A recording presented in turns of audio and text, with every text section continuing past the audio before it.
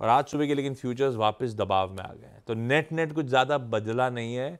ये देखिए जहाँ छोड़ा था मोटा मोटी वहीं पे यूएस के फ्यूचर्स मिल रहे हैं आपको। इसीलिए इसी तरह का कंसोलिडेशन एशिया में और हमारे गिफ्ट निफ्टी के भी वैसे ही संकेत। पर हाँ, न सिर्फ इक्विटीज से बाकी कमोडिटीज वगैरह से भी इंटरेस्टिंग संकेत हैं। ऐसे में नीरज जी से पहले समझ लिया जाए हैंड ओवर कैसा लग रहा है। Neeraj ji good morning. थोड़ा सा क्वेश्चन तो वैसे आज की इन्फ्लेशन रिपोर्ट से पहले का भी होगा, लेकिन फिर भी मूड कैसा है यार? आज मार्केट ना बहुत ट्रिकी है। मतलब ट्रिकी मतलब जैसा आप चाहो वैसा मार्केट आप देख सकते हो। अगर आप बुल वाले हो तो आपके लिए भी है, बेयर वाले तो आपके लिए भी है। बहुत ही इंटरेस्टिंग है मार्केट ये। कहाँ से शुरू करूँ? क्रूड से शुरू करूँ क्या?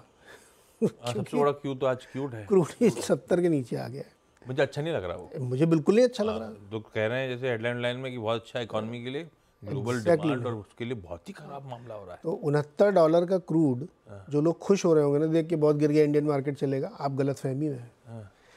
ये साइन है ग्लोबल रिसेशन का। मैंने कल रात में एक ट्वीट में डाला था क्या क्या डिटेलिंग है इसमें। ओपेक ने अपने प्रोजेक्शन कट किए हैं 2024 और 2025 के लिए, अगले साल का भी, कि जो ऑयल डिमांड बढ़ रही पर डे उसका ग्रोथ कम कर दिया है दोनों साल के। 24 की उनको जो अनुमान था कि 2.11 मिलियन बैरल पर डे के हिसाब से ग्रो करेगा, उसको घटा के उन्होंने 2.03 कर दिया है। और ये लार्जली इसलिए होता है क्योंकि इंडस्ट्रियल एक्टिविटी ठंडी पड़ने वाली है। चाइना मोटा मोटी तो वही होता है सबसे बड़ा। मोटा मोटी चाइना। अब 25 में देखिए आप, 25 में ऑलरेडी उनको लग रहा था कि 1.78 मिलियन के हिसाब से ग्रो होना चाहिए, उसको घटा के उन्होंने 1.74 मिलियन कर दिया है। ये चिंता की बात होनी चाहिए दुनिया के लिए, क्योंकि ओपेक अगर डिमांड कट कर रहा है, डिमांड की उसको अनुमान नहीं है तो ठीक नहीं है। चाइना में जैसे बताया कि चाइना में डिमांड ग्रोथ 6.5 लाख बैरल 24 में होगी, जो कि पहले अनुमान था कि 7 लाख होनी चाहिए। तो क्रूड की जो नरमी है ना, ये डिमांड घटने की वजह से है और ये चिंता की बात होनी चाहिए। क्योंकि मैंने पहले भी एक बार आपसे कल ही हम लोग शायद ये ऑफलाइन डिस्कस कर रहे थे कि biggest risk is China. US नहीं है, चाइना बिगेस्ट रिस्क है। तो ये उनके लिए है जो लोग इस नज़रिए से इसको देखना चाहते हैं। अब आते हैं यूएस में। यूएस में कल मार्केट बहुत ही इंटरेस्टिंग था। डाउ जोन्स गिरा, S&P और नैस्डैक चले। ये कहानी भी अच्छी भी हो, बहुत बुरी भी है। अच्छी इसलिए है कि होप ट्रेड अभी भी वहाँ बिल्ट है। बॉन्ड मार्केट ये कह रहा है कि शायद 2 जंबो कट हो सकते हैं, यानी 50-50 के 2 कट और एक 25 का कट हो सकता है आने वाले समय में, इसी 2024 में। तो ये अच्छी खबर है, इसीलिए वहाँ पे वो वाले स्टॉक जो रेट सेंसिटिव है उसमें तेज़ी बनी। लेकिन डाउ क्यों गिरा?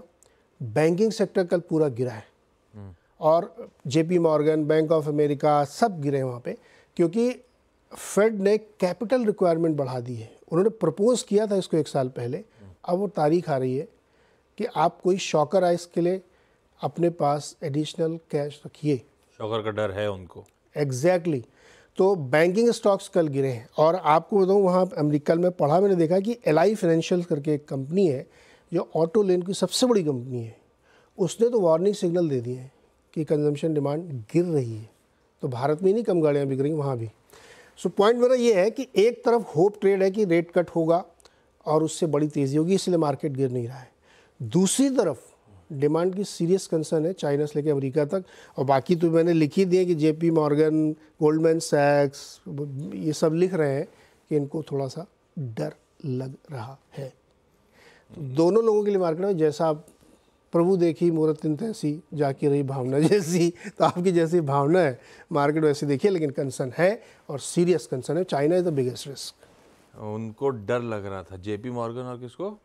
गोल्डमैन सैक्स को लग रहा है, JP मॉर्गन को लग रहा है। हमको भी डरा दिया है। हम सबको डर लग रहा है। तो ये ग्लोब की तस्वीर है। बैंकर तो डरेंगे ही ना। आज IT रडार पर रखिएगा, इसीलिए नहीं कि नैस्डैक चढ़ा हुआ है, उससे कोई मतलब नहीं। अपना सबसे बड़ा ग्राहक हैं बैंक्स, US के BFSI स्पेस।